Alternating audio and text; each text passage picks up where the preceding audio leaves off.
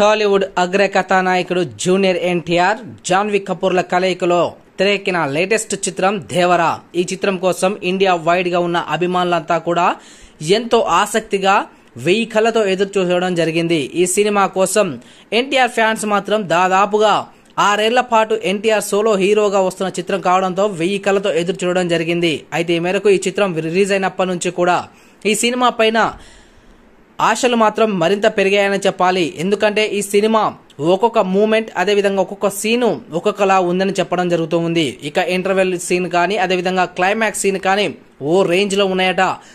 Devara part 1 ఇలా ఉంటే ఇక పార్ట్ 2 ఏ రేంజ్ లో ఉంటుందో అని ఊహించేసుకుంటున్నారు అభిమానులు. ఇక థియేటర్లో మాత్రం పూనకాలు వస్తున్నాయని చెబుతూ ఉన్నారు.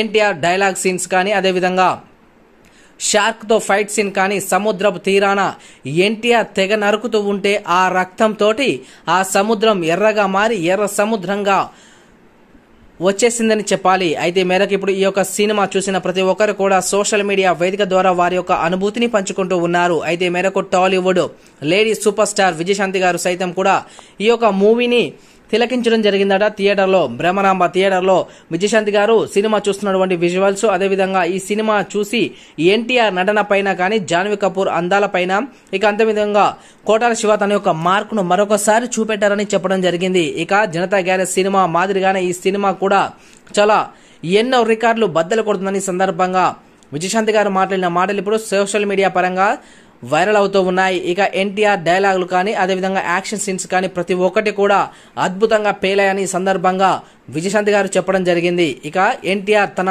నటనతోటి ఇక ఇండస్ట్రీని ఏలడం జరుగుతుందని సందర్భంగా ఇండియా వైడ్ గా ఉన్నటువంటి అభిమానులందరూ కూడా గర్వించేదగా సినిమా అని సందర్భంగా